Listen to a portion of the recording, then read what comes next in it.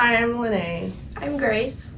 And I'm Mr. Kathy. from Skylines High School Black Student Union. We appreciate your time and attention for today's Martin Luther King Jr. Assembly 2023.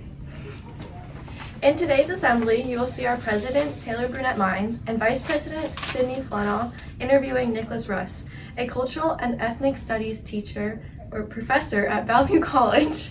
Our club visited him on the Bellevue College campus a few weeks ago to ask him some questions and solicit his opinions on Dr. King and the impact he has made in our country over the years. If you ever find yourself taking classes at BC, we encourage you to take a class from him such as Race in the United States, Comedy as Resistance or Popular Culture, Identity and Social Change. We hope you enjoyed the video interview. Hi, we're Taylor and Sydney, President and Vice President of Black Student Union. We recognize the importance of this holiday in order for the day to receive the respect it deserves. We have found that the video-based assemblies, where there can be small classroom-based discussions after a presentation, are much more effective than 2,000 students packed into a high school gym. Can you tell us a little bit about yourself and what you do at the college? My name is Nicholas Russ. I've been teaching at Bellevue College for 12 years. I'm currently on the tenure track in the Cultural Ethnic Studies program. Before that, I taught sociology. I was in the social department. I'm from Seattle. I went to graduate school at Eastern Washington University and then did graduate work at Temple. I'm married. I have 2 kids, 7 and 1. So that's kind of my life, teaching and taking care of my family. Okay. How do you celebrate MLK Day? Typically, I would say that I try to go places where I might be asked to speak. I used to go to the event at Garfield High School. They would have like a day and a march. I taught a couple of workshops at that event. So typically I try to spend the day teaching, talking about the kind of importance or relevance of King, and trying to bring his contributions to 2022, because a lot of times we talk about Dr. King solely in 1963 without a real understanding that he lived for 5 years after that speech and kind of had dramatic shifts to his ideology, and not just his ideology, but what he thought was actually possible with America. So the goal is kind of trying to break Dr. King out of the way that forces outside of his control have worked to create an image that is safe, right? Like it benefits people to be like, Dr. King stopped thinking and talking in 1963. Great. Stemming from that, what are some important takeaways that you believe students should get from MLK Day? From the day, right? Like there's an element of it where people just are kind of gonna look at it as a day off. You just kind of a natural tendency to be like, cool, this is a day where I can just be at the house or I don't gotta go to school. So I don't think it's necessarily about the day. I think it's more about thinking about the way that Dr. King tried to live his life.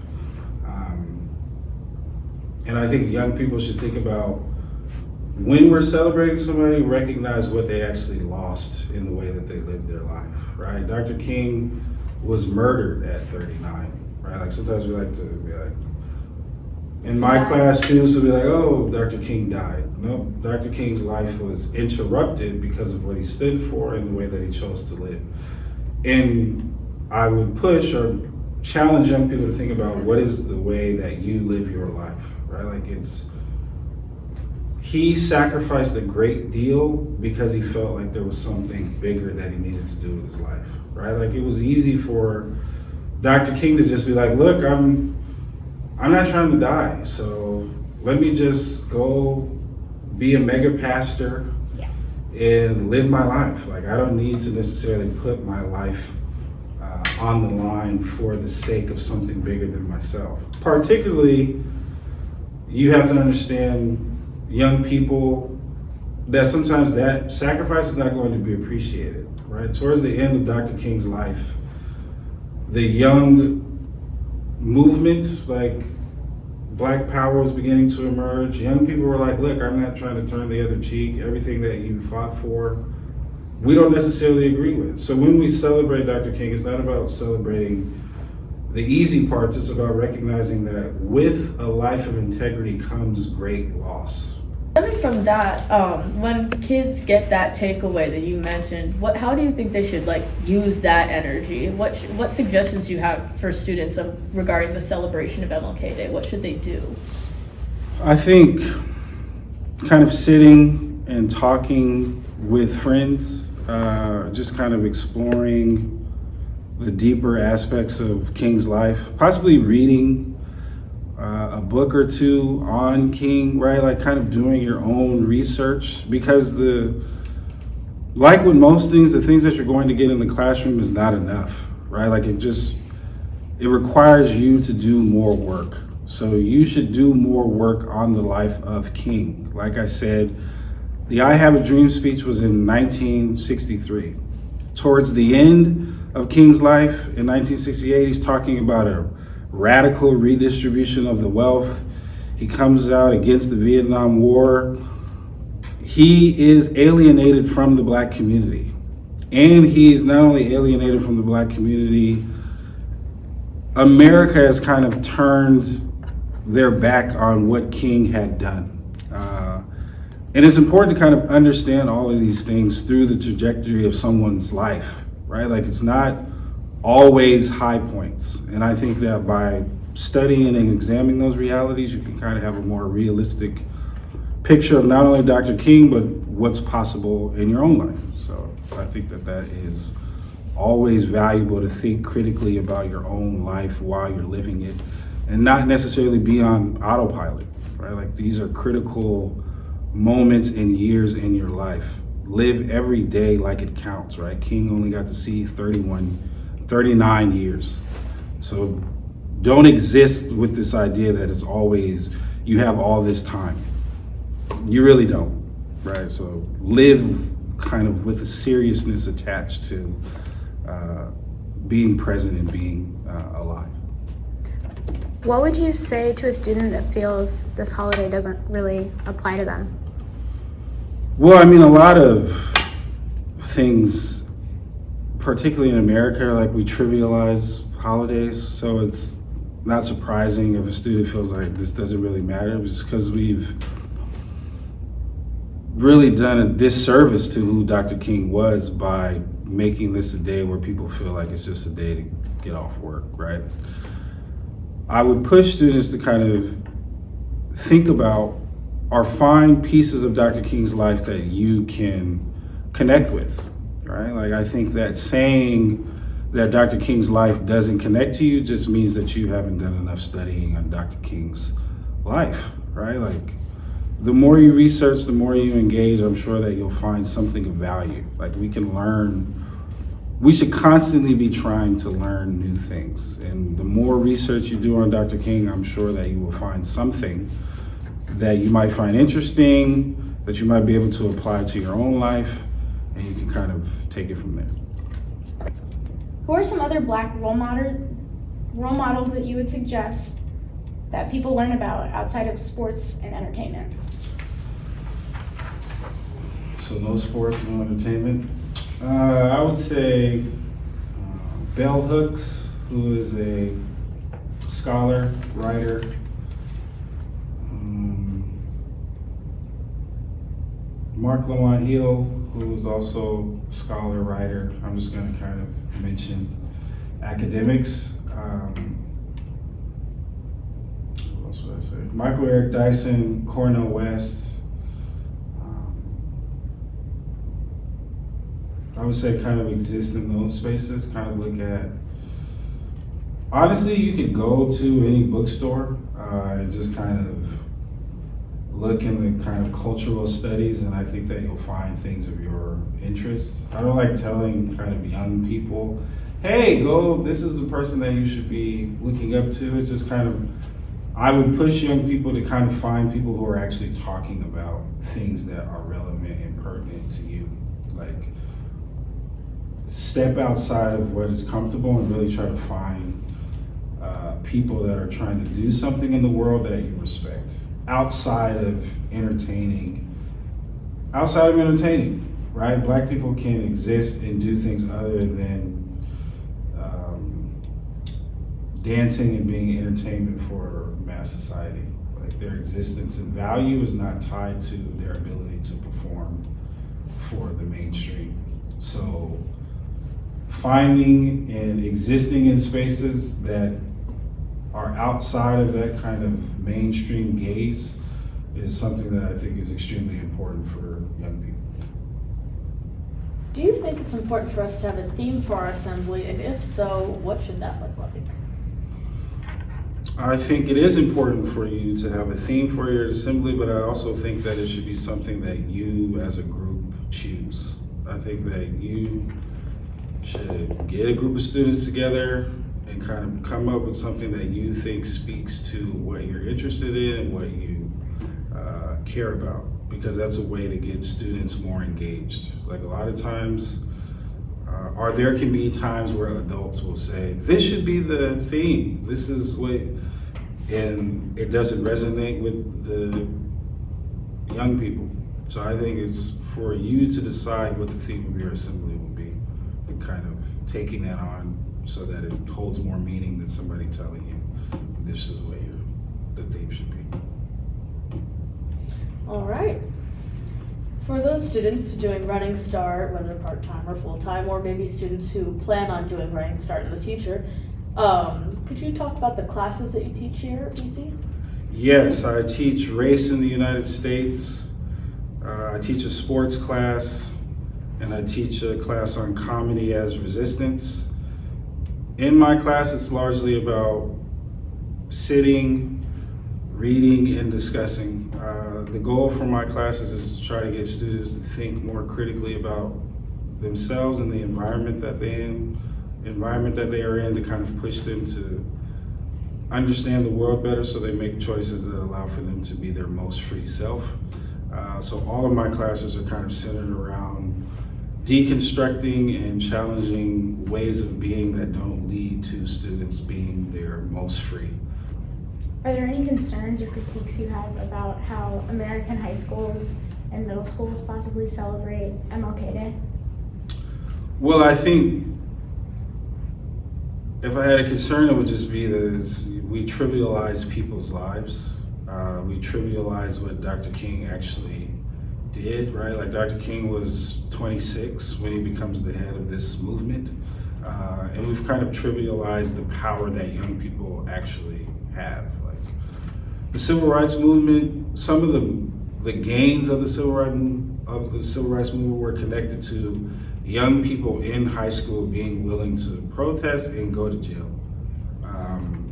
It was young people that altered the direction of the movement. And I think that it's important that young people know that they can be doing those things now. It seems like there's this idea that you have to wait until when I go to college, or when I'm in my 20s, or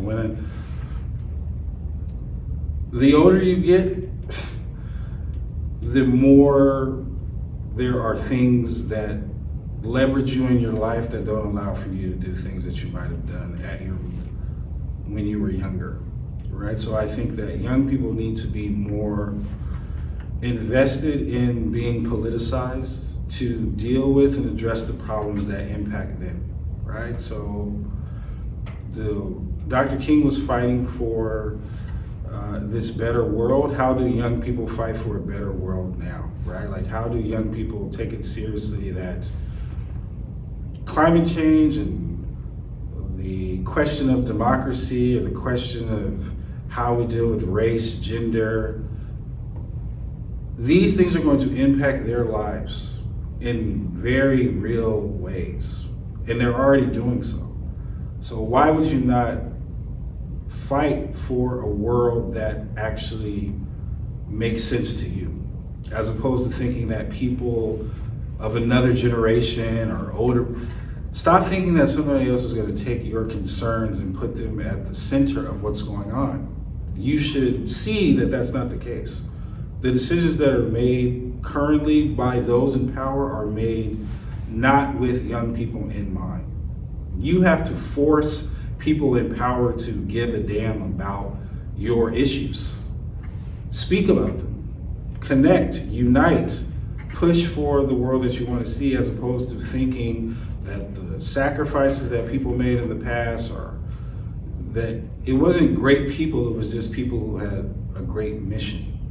So like we all have the capacity to do those things. It's just requires us to kind of step up. And I think that separating Dr. King, separating the movement, making this not just a day where we talk and then we go on about our business. No, it's about living with purpose. And young people have to recognize that their purpose can be connected. You're going to have to deal with the kind of problems and the issues that people in power are currently deciding without much input from your generation. Right? Like you saw a little bit of that with the midterm elections last week. Young people under 30 really pushed Democrats to a lot of wins, right? Your voice matters. Take that seriously. That's what I want young people to kind of take their lives more seriously. I remember when I was in high school, it was just, you're just doing whatever, you're not really thinking about the decisions that are made. And now I'm part of a generation that is tied to student debt because we weren't paying attention. We listened to the people that were, yeah, just go to school. It's good debt. There's no such thing as good debt. When you owe somebody, it never feels good, right? So it's just a lie that I didn't question. I didn't say, do these people that are telling me this have my best interests, right? Young people have to be like, are you telling me stuff to make yourself feel good, or are you telling me stuff that's really gonna benefit me, right? It's like, I'm not trying to inform you, I'm just trying to replicate the lies that I was told so that the misery that I feel can be passed on. You really gotta make sure that people are giving you information that actually gives you the best opportunity to live the life you want. I would say take that seriously, right? Like, and really kind of operate from that position of freedom and intelligence, so you'll probably be way better off than just assuming that the people in positions of power know what they're talking about and that they give a damn about you being in the place that you want to be.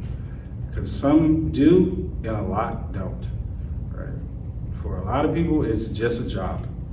I just work here. I don't care about, like, make sure that the people that are giving you information really care about where you end up. Is there a question that you may want to ask students during this assembly that they would have to think about or form into an activity? Where do you see yourself in 10 years, and what will be your role in helping make the world a better place? So in 10 years from now, how will you be living in a way that makes things better, not only for yourself, but the people that you come into contact with and the larger community, the larger world, right? So how do you begin to kind of think about what you're going to be doing to make things better in the next 10 years? For me, my answer would be I want to work with EJI in like 10 years. I think that'd be really cool. And I actually also want to go to Eastern Washington for law school. Let's go Eastern. That's my goal. I'd say I'm not exactly sure about jobs, but I mainly want to go into either psychology or sociology. I just want to make it known to young kids, especially young Black kids, that there are resources for them. There are people, especially young Black kids in white communities or predominantly non-Black communities, that there are people they can talk to. Making things accessible, making it known that it's okay to speak up, it's okay to get the help that they need. All right, well, is there anything else you'd like to say about MLK Day or an important question we should address? I guess I would say, or would want students to understand that Martin Luther King was a great human being, but he was just a human being, right? Like, he's not a person to be worshipped. He's a person to be learned from, like, and to try to grow from the mistakes and the things that you've seen in his life that you could or would do better. That's the goal, right? Like, it's not about seeing King as something that you could never achieve. It's just about living your life with a purpose and seeing what comes from that. So I would like for you to think critically and honestly about your purpose and the way that you live your life and the impact that you want to have, right? Because we're still talking about King 50, 60 years later means that the way that he lived his life mattered. How do you set that kind of blueprint in your own life to where you're being talked about even when you're no longer in rooms and in spaces with people, your presence still lives on? So in the remaining time we have for today's assembly, we'd like you to wrap up with a classroom follow-up activity. This activity takes the form of 2 major questions that we'd like you to take some time to think about and free write them on a piece of paper and a pencil that you can get out right now. Be prepared to talk about them as a class at the end of the time today. Question 1 is, what is one worthwhile change you'd like to see happen in this world that is important to you? Consider such things as why it is important to you, and if this change occurs, what changes do you think it will create? Don't worry, we'll have these up on a PowerPoint here in a second. And then number 2, as Professor Russ said in his video, if you were to stop thinking that somebody is going to take your concern and make it important, but it's your responsibility to take that change and make it important, write 3 specific actions that you can do as a student at Skyline, which will ensure that the change you want to see does indeed happen. What steps can you take now? What steps can you take maybe 5 years from now? What steps can you take maybe 10 years from now? After taking some time to ponder and write down your answers to these questions, please have a classroom discussion about your ideas.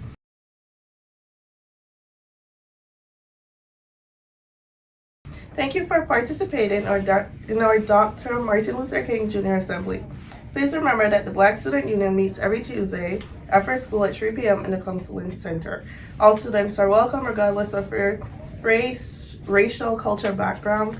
We love to have you join us.